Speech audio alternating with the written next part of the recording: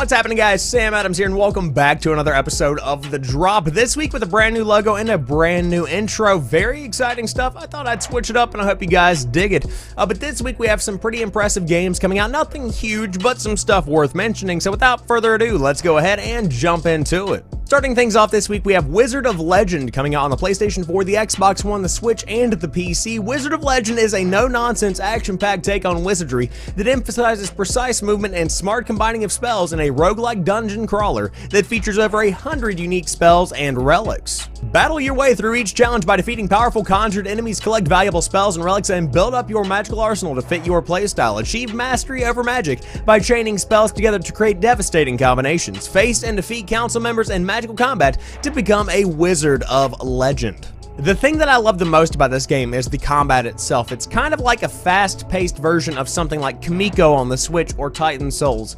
It's like a Hotline Miami version of that. It's very interesting to take some time to look at the gameplay. I would recommend going and looking at it because they really have something special and unique here. And of course, when you mix in RPG elements, it certainly does add some life and some longevity to the game. So I think it's going to be one of those games that is going to be a sleeper hit if a ton of people don't pick this up, which it does have the potential to be a really big indie hit for 2018. It's one of those indie darling kind of games, if you know what I'm saying. So again, I would take some time to check out some gameplay for yourself. There's a little bit playing right here, but I think it's a very impressive game that's worth your time if you are into that kind of thing, and I might even give this one a look later on in the summer whenever we do have that inevitable drought of brand new games. Next up, we have Battle Chasers Nightwar coming out on the Nintendo Switch. Battle Chasers Nightwar is an RPG inspired by the classic console greats, featuring deep dungeon diving, turn-based combat presented in a classic JRPG format, and a rich story driven by exploration of the world. And now a couple of bullet points. Classic turn-based combat inspired by the console RPG greats with a unique overcharged mana system and incredible battle burst.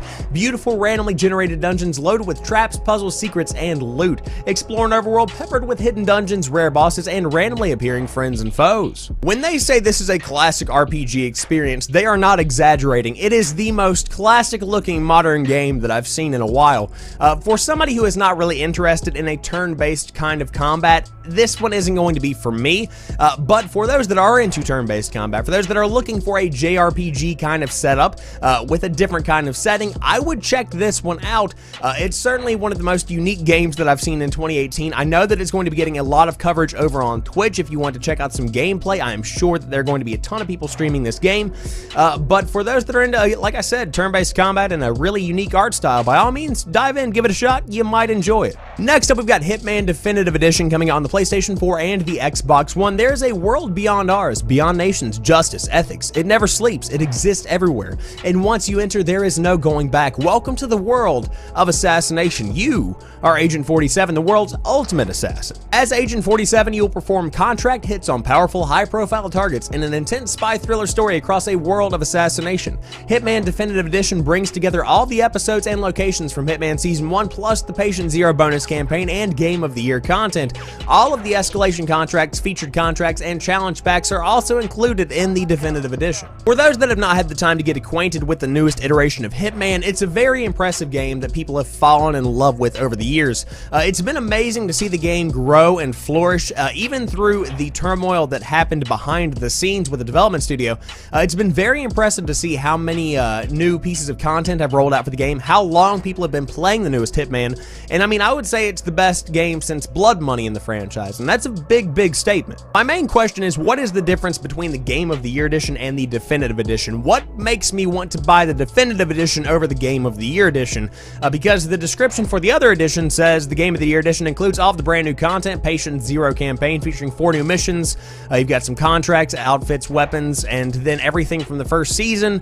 I'm trying to figure out what the draw is for re-releasing the game for a third time. I digress. I'm sure there's a reason, but if you have not had the chance to dive in on the newest version of Hitman, it's coming out again this week on the PlayStation 4 and the Xbox One with all of the content included, which is a lot of stuff to keep you busy all summer long in the world of assassination. And to wrap everything up, a couple of honorable mentions. First off, Goner is coming out on the PlayStation 4. The Council Episode 2, Hide and Seep, is coming out on the PlayStation 4, Xbox One, and PC, which is kind of like a Telltale-esque experience. It's heavy on story. If you're into that kind of thing, looking for a brand new narrative, get Episode 2 this week.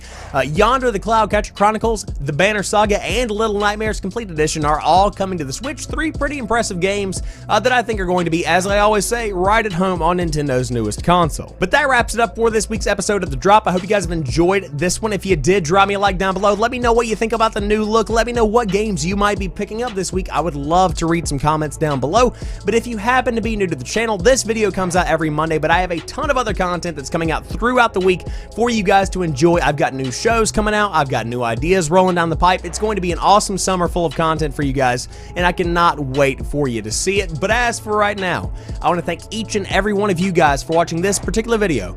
I will talk to you soon. Peace.